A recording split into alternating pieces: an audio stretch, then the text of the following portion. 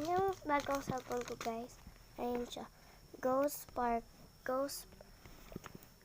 Ayan siya. Ghost Spark Go to Tech. Ayan siya. Ang laki niya, guys. Ayan. So, ito ang freebies niya. Ito yung case niya. Ayan siya. Meron pa yan nakalagay Tecno. Ayan.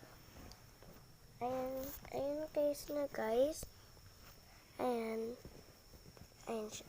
And ito yung freebies niyang headset. And syempre, buksan na natin. Tawag. Ayan.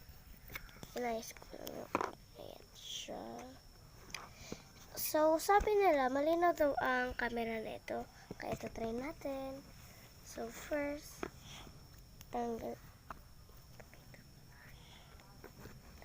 ito. Bitawan ko to. Nakikita niyan, guys. Ano nyo lang siya, kunin nyo lang ganyan. Bitawan ko. Okay. Ayan. Tapos mabubuksan na siya. Wow! Ayan na siya, guys. Excited na talaga ako. Bagong-bago talaga siya, guys. Bago talaga. Pero bago naman kasi talaga siya. Ayan siya. So, tanggalin na natin. Lang. Paano ba to? Wow!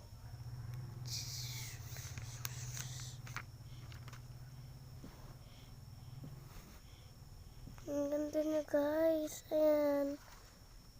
Yung likod. Ayan siya, guys. Bagong-bago yan, guys. Tingnan nyo, bagong-bago. Lang. Sabi mo, pinili sa watermark. Ayan. Bitawan ko to.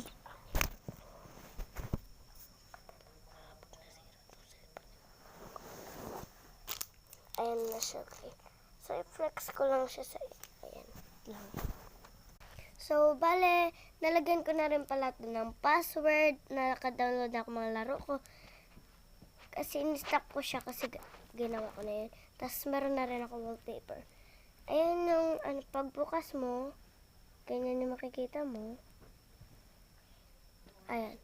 Bagong-bago yun, guys. Maniwala kayo, guys. Kabibili lang ito kahapon. Ngayon ko lang siya nabuksan. Ayan yung password. So, dahil may fingerprint ako. Ayan. Pinapanood ko siya, guys. Biglang napunta sa TikTok nung galing. Wait lang. Basta, pag-click ko na siya sa case.